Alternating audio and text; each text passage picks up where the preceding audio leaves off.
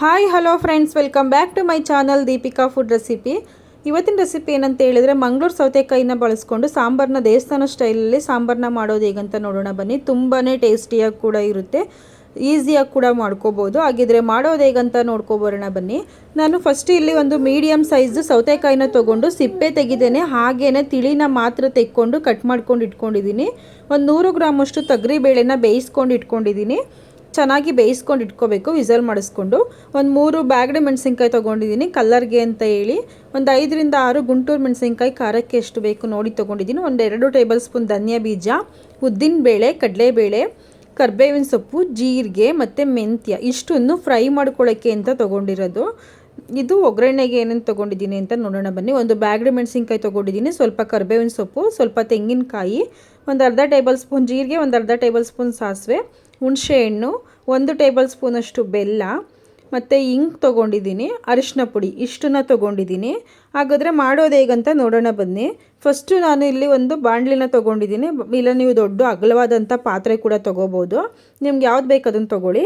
ಬಾಣಲಿ ತೊಗೊಂಡು ಅದಕ್ಕೆ ಸೌತೆಕಾಯಿನ ಹಾಕ್ಕೊಂಡು ಎಣ್ಣೆ ಹಾಕ್ಕೊಂಡಿದ್ದೀನಿ. ಒಂದು 2 ಟೇಬಲ್ ಸ್ಪೂನಷ್ಟು ಎಣ್ಣೆನ ಹಾಕ್ಕೊಂಡಿದ್ದೀನಿ, ಅಡುಗೆ ಎಣ್ಣೆನ ಹಾಕ್ಕೊಂಡು ಒಂದೇ ನಿಮಿಷ ಸ್ವಲ್ಪ ಬಿಸಿ ಆಗೋ ಥರ ಸೌತೆಕಾಯಿನ ಫ್ರೈ ಮಾಡ್ಕೋಬೇಕು.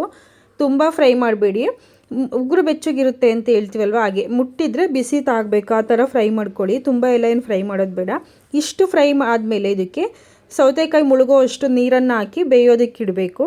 ಈಗ ಇದನ್ನು ಬೇಯೋದಕ್ಕೆ ಇಟ್ಬಿಟ್ಟು ಇದು ಬೇಯೋ ಅಷ್ಟರೊಳಗಡೆ ನಾವು ಮಸಾಲೆನ ಫ್ರೈ ಮಾಡ್ಕೊಳ್ಳೋಣ. ನೋಡೋಣ ಬನ್ನಿ. ಆಗಿದ್ರೆ ಒಂದು ಪ್ಯಾನ್ನ ತೊಗೊಂಡಿದ್ದೀನಿ, ಅದಕ್ಕೆ ಎಣ್ಣೆನ ಹಾಕ್ಕೊಂಡಿದ್ದೀನಿ.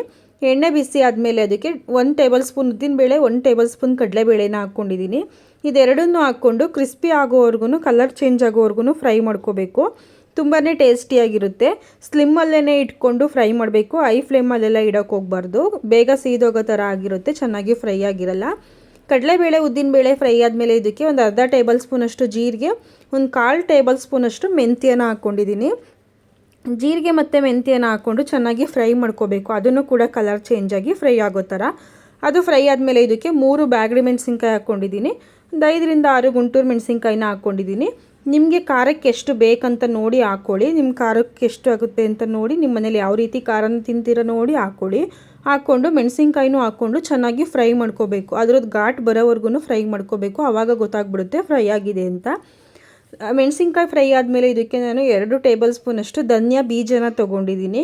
ಧನಿಯಾ ಬೀಜನೂ ಹಾಕ್ಕೊಂಡು ತುಂಬ ಫ್ರೈ ಮಾಡೋ ಅವಶ್ಯಕತೆ ಇಲ್ಲ, ಒಂದು ಲೈಟಾಗಿ ಫ್ರೈ ಮಾಡಿಕೊಂಡ್ರೆ ಸಾಕಾಗುತ್ತೆ. ಲಾಸ್ಟಲ್ಲಿ ಇದಕ್ಕೆ ಕರ್ಬೇವಿನ ಸೊಪ್ಪನ್ನ ಹಾಕ್ಕೊಂಡಿದ್ದೀನಿ. ಕರ್ಬೇವಿನ ಸೊಪ್ಪನ್ನ ಹಾಕ್ಕೊಂಡು ಅದನ್ನೂ ಅಷ್ಟೇ 1 ನಿಮಿಷ ಫ್ರೈ ಮಾಡಿಕೊಂಡ್ರೆ ಸಾಕು. ಇದನ್ನೆಲ್ಲ ಏನು ತುಂಬ ಫ್ರೈ ಮಾಡೋದೇನು ಬೇಡ. ಫ್ರೈ ಮಾಡಿಕೊಂಡು ಕರ್ಬೇವಿನ ಸೊಪ್ಪು ಹಾಕಿದ ತಕ್ಷಣ 1 ನಿಮಿಷ ಆಗಿದ ತಕ್ಷಣ ಗ್ಯಾಸ್ನ ಆಫ್ ಮಾಡ್ಕೊಳ್ಳಿ. ಗ್ಯಾಸ್ ಆಫ್ ಮಾಡಿಕೊಂಡು ತೆಂಗಿನಕಾಯಿನ ಹಾಕ್ಕೊಳ್ಳಿ. ತೆಂಗಿನಕಾಯಿನ ಹಾಕ್ಕೊಂಡು ಮಿಕ್ಸ್ ಮಾಡ್ಕೊಳ್ಳಿ. ನೀವು ಕೆಲವೊಬ್ಬರು ಒಣಕೊಬ್ಬರಿ ಕೂಡ ಯೂಸ್ ಮಾಡ್ಬೋದು, ಹಸಿ ತೆಂಗಿನಕಾಯಿನಾದ್ರು ಹಾಕ್ಕೋಬೋದು, ಒಣ ಕೊಬ್ಬರಿನಾದ್ರು ಹಾಕ್ಕೋಬೋದು, ಟೇಸ್ಟ್ ಚೆನ್ನಾಗಿರುತ್ತೆ. ಗ್ಯಾಸ್ ಆಫ್ ಮಾಡಿದ್ಮೇಲೆ ತೆಂಗಿನಕಾಯಿನ ಹಾಕ್ಕೊಂಡ್ರೆ ಸಾಕಾಗುತ್ತೆ, ಬಿಸಿನಲ್ಲೇ ಫ್ರೈ ಆಗುತ್ತೆ. ಅದನ್ನು ತಣ್ಣಗೆ ಮಾಡ್ಕೋಬೇಕು. ತಣ್ಣಗಾದ್ಮೇಲೆ ಒಂದು ಮಿಕ್ಸಿ ಜಾರ್ಗೆ ಹಾಕ್ಕೋಬೇಕು.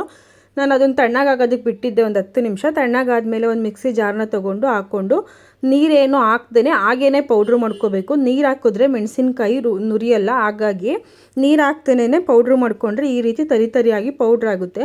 ಈ ರೀತಿ ತರಿಯಾಗಿ ಪೌಡ್ರ್ ಆದಮೇಲೆ ನಾವು ಹುಣಸೆ ಹಣ್ಣನ್ನು ನೆನೆಸಿ ಇಟ್ಕೊಂಡಿರ್ತೀವಲ್ವ, ಒಂದು ಅರ್ಧ ನಿಂಬೆಹಣ್ಣಷ್ಟು ತೊಗೊಂಡಿದ್ದೀನಿ ನಾನು ಹುಣಸೆಹಣ್ಣು. ನೆನೆಸಿರೋ ಹುಣಸೆಹಣ್ಣು ಹಾಕ್ಕೊಂಡು ಚೆನ್ನಾಗಿ ಮತ್ತೆ ನೈಸಾಗಿ ಪೇಸ್ಟ್ ಮಾಡ್ಕೋಬೇಕು. ಹುಣಸೆಹಣ್ಣು ಹಾಕ್ಕೊಂಡ್ಮೇಲೆ ತರಿಯಾಗಿರಬಾರ್ದು, ನೈಸಾಗಿ ಪೇಸ್ಟ್ ಮಾಡಿಕೊಂಡ್ರೆ ಚೆನ್ನಾಗಿರುತ್ತೆ. ನೋಡಿ, ನಾನು ಈ ರೀತಿ ಪೇಸ್ಟ್ನ ಮಾಡ್ಕೊಂಡಿದ್ದೀನಿ. ಈಗ ಮಸಾಲೆ ಕೂಡ ರೆಡಿಯಾಗಿದೆ. ಈಗ ಸೌತೆಕಾಯಿ ಹೇಗೆ ಬೆಂದಿದೆ ಅಂತ ನೋಡೋಣ ಬನ್ನಿ. ನೋಡಿ, ಸೌತೆಕಾಯಿ ಕೂಡ ಬೆಂದು ನೀರು ಕೂಡ ಸೀದಿದೆ. ಇಷ್ಟು ಈಗ ಒಂದು 3/4% ಸೌತೆಕಾಯಿ ಬೆಂದಿದೆ. ಈಗ ಇದಕ್ಕೆ ನಾನು ಅರಿಶಿನ ಪುಡಿನ ಹಾಕ್ಕೋತಿದ್ದೀನಿ. ಅರಿಶಿನ ಪುಡಿನ ಹಾಕ್ಕೊಂಡು ಇದ್ರ ಜೊತೆಗೇ ನಾನು 1 ಟೇಬಲ್ ಸ್ಪೂನಷ್ಟು ಬೆಲ್ಲ ಕೂಡ ಹಾಕ್ಕೊಂಡಿದ್ದೀನಿ. ನೀವು ಹುಣಸೆ ಹಣ್ಣು ಏನಾದರೂ ರುಬ್ಬೋದಕ್ಕೆ ಹಾಕಿಲ್ಲ ಅಂತ ಹೇಳಿದ್ರೆ ಈಗ ಹುಣಸೆ ಹುಳಿ ಕೂಡ ಹಾಕ್ಕೋಬೋದು. ನಾನು ರುಬ್ಬೋದಕ್ಕೆ ಹಾಕಿರೋದ್ರಿಂದ ಏನು ಹಾಕ್ತಿಲ್ಲ. ಅರಿಶಿನ ಪುಡಿ ಮತ್ತು ಬೆಲ್ಲ ಹಾಕ್ಕೊಂಡು ಅದ್ರ ಜೊತೆನೇ ನಾನು ಬೇಯಿಸ್ಕೊಂಡಿರೋವಂಥ ತೊಗರಿಬೇಳೆ ಕೂಡ ಹಾಕ್ಕೊಂಡಿದ್ದೀನಿ. ಹಾಕ್ಕೊಂಡು ಚೆನ್ನಾಗಿ ಮಿಕ್ಸ್ ಮಾಡಿಕೊಂಡು ಒಂದು 2 ರೌಂಡ್ ಮಿಕ್ಸ್ ಮಾಡ್ಕೋಬೇಕು. ಮಿಕ್ಸ್ ಮಾಡಿಕೊಂಡು ಒಂದು ಕುದಿ ಬಂದಮೇಲೆ ರುಬ್ಬಿರೋ ಅಂಥ ಮಸಾಲೆನ ಹಾಕ್ಕೋಬೇಕು. ರುಬ್ಬಿರೋ ಮಸಾಲೆನ ಹಾಕ್ಕೊಂಡು ನೀರು ನಿಮಗೆ ಎಷ್ಟು ಬೇಕಂತ ನೋಡಿ ಹಾಕ್ಕೊಳ್ಳಿ, ತುಂಬ ನೀರು ಹಾಕ್ಕೋಬೇಡಿ. ನಿಮಗೇನಾದರೂ ದೋಸೆ ಇಡ್ಲಿಗೆ ಮಾಡ್ತಿದ್ದೀವಿ ಅಂತ ಹೇಳಿದರೆ ಸ್ವಲ್ಪ ಗಟ್ಟಿಯಾಗೇ ಮಾಡ್ಕೊಳ್ಳಿ. ನಾನು ರೈಸಿಗೆ ಮಾಡ್ತಿರೋದ್ರಿಂದ ಸ್ವಲ್ಪ ತೆಳುವಾಗಿ ಮಾಡ್ಕೊಂಡಿದ್ದೀನಿ. ತುಂಬ ತೆಳುವಾಗೂ ಮಾಡ್ಕೋಬೇಡಿ, ಟೇಸ್ಟ್ ಚೆನ್ನಾಗಿರಲ್ಲ. ತುಂಬ ಗಟ್ಟಿಯಾಗೂ ಮಾಡ್ಕೋಬೇಡಿ, ಮೀಡಿಯಮಾಗಿ ನೋಡಿಕೊಂಡು ನಿಮ್ಮ ಮನೆಯಲ್ಲಿ ಎಷ್ಟು ಜನ ಇರ್ತೀರಾ ಅಂತ ನೋಡ್ಕೊಂಡು ಮಾಡ್ಕೊಳ್ಳಿ. ನಾನು ಅದೇ ಮಿಕ್ಸಿ ಜಾರ್ಗೆ ಸ್ವಲ್ಪ ನೀರನ್ನು ಹಾಕ್ಕೊಂಡಿದ್ದೀನಿ. ಹಾಕ್ಕೊಂಡು ಈಗ ಚೆನ್ನಾಗಿ ಕುದಿಸ್ಕೋಬೇಕು. ಒಂದು 2-3 ನಿಮಿಷ ಕುದ್ರೆ ಸಾಕಾಗುತ್ತೆ. ಯಾಕೆ ಅಂತ ಹೇಳಿದರೆ ಸೌತೆಕಾಯಿ ಕೂಡ ಒಂದು 3/4% ಬೆಂದಿರೋದ್ರಿಂದ, ಬೇಳೆ ಕೂಡ ಬೆಂದಿರೋದ್ರಿಂದ ಖಾರ ಒಂದು ಕುದಿಸ್ಕೋಬೇಕು, ಅದು ಫ್ರೈ ಆಗಿರೋದ್ರಿಂದ. ಇದಕ್ಕೆ ಇವಾಗ ರುಚಿಗೆ ಎಷ್ಟು ಬೇಕಂತ ನೋಡಿ ಉಪ್ಪನ್ನು ಹಾಕ್ಕೊಳ್ಳೋಣ. ಉಪ್ಪನ್ನು ಹಾಕ್ಕೊಂಡು ಮತ್ತೆ ಅದನ್ನ ಮಿಕ್ಸ್ ಮಾಡಿ ಚೆನ್ನಾಗಿ ಕುದಿಸ್ಕೋಬೇಕು. ಖಾರ ಸ್ವಲ್ಪ ಮಸಾಲೆ ಹಸಿ ಸ್ಮೆಲ್ ಹೋಗೋವರೆಗೂ ಕುದಿಸ್ಕೋಬೇಕು. ಈಗ ಒಂದು ಲಿಡ್ನ ಕ್ಲೋಸ್ ಮಾಡಿ ಕುದಿಯೋದಕ್ಕೆ ಬಿಡೋಣ. ಇದು ಕುದಿಯೋ ಅಷ್ಟರೊಳಗಡೆ ನಾವು ಪಕ್ಕದಲ್ಲಿ ಒಗ್ಗರಣೆ ಕೂಡ ರೆಡಿ ಮಾಡ್ಕೊಳ್ಳೋಣ, ಬೇಗನೆ ಆಗುತ್ತೆ ಸಾಂಬಾರು. ಈಗ ಮತ್ತೆ ನಾನೊಂದು ಪ್ಯಾನ್ನ ಇಟ್ಕೊಂಡು ಅದಕ್ಕೆ ಎಣ್ಣೆ ಹಾಕ್ಕೊಂಡಿದ್ದೀನಿ. ಎಣ್ಣೆ ಬಿಸಿ ಆದಮೇಲೆ ಸಾಸಿವೆ ಮತ್ತು ಜೀರಿಗೆ ಎರಡನ್ನೂ ಅರ್ಧ ಟೇಬಲ್ ಸ್ಪೂನ್ ಹಾಕ್ಕೊಂಡಿದ್ದೀನಿ. ಹಾಕ್ಕೊಂಡು ಫ್ರೈ ಆದಮೇಲೆ ಸ್ವಲ್ಪ ಹಿಂಗನ್ನು ಹಾಕ್ಕೊಂಡಿದ್ದೀನಿ, ಒಂದು 1/4 ಟೇಬಲ್ ಸ್ಪೂನಷ್ಟು ಹಿಂಗನ್ನು ಹಾಕ್ಕೊಂಡಿದ್ದೀನಿ. ಹಿಂಗನ್ನು ಹಾಕೋದ್ರಿಂದ ಹೆಲ್ತಿಗೆ ಕೂಡ ತುಂಬಾ ಒಳ್ಳೆಯದು, ಊಟ ಕೂಡ ಬೇಗನೆ ಡೈಜೆಸ್ಟ್ ಆಗುತ್ತೆ. ಒಂದು ಬ್ಯಾಡಗಿ ಮೆಣಸಿನ್ಕಾಯಿನ ಹಾಕ್ಕೊಂಡಿದ್ದೀನಿ, ಸ್ವಲ್ಪ ಕರಿಬೇವಿನ ಸೊಪ್ಪನ್ನ ಹಾಕ್ಕೊಂಡಿದ್ದೀನಿ. ಇಷ್ಟನ್ನು ಹಾಕ್ಕೊಂಡು ಚೆನ್ನಾಗಿ ಮಿಕ್ಸ್ ಮಾಡ್ಕೋಬೇಕು. ಮೆಣಸಿನ್ಕಾಯಿ ಸ್ವಲ್ಪ ಲೈಟಾಗಿ ಫ್ರೈ ಆಗೋವರೆಗೂ ಮಿಕ್ಸ್ ಮಾಡಿಕೊಂಡ್ರೆ ಒಗ್ಗರಣೆ ಕೂಡ ರೆಡಿ ಆಗುತ್ತೆ. ಈಗ ಒಗ್ಗರಣೆ ರೆಡಿಯಾಗಿದೆ ಅಲ್ವಾ, ನೋಡೋಣ ಬನ್ನಿ. ಸಾಂಬಾರು ಕೂಡ ಕುದಿ ಬಂದಿರುತ್ತೆ, ನೋಡೋಣ. ನೋಡಿ ಇವಾಗ ಸಾಂಬಾರು ಕೂಡ ಚೆನ್ನಾಗಿ ಕುದಿ ಬಂದಿದೆ. ಈಗ ಕುದ್ದಿರೋ ಸಾಂಬಾರಿಗೆ ನಾವೇನು ಒಗ್ಗರಣೆನ ಮಾಡ್ಕೊಂಡು ಇಟ್ಕೊಂಡಿದ್ದೀವಿ ಆ ಮಸಾಲೆನ ಕೂಡ ಹಾಕ್ಕೊಳ್ಳೋಣ.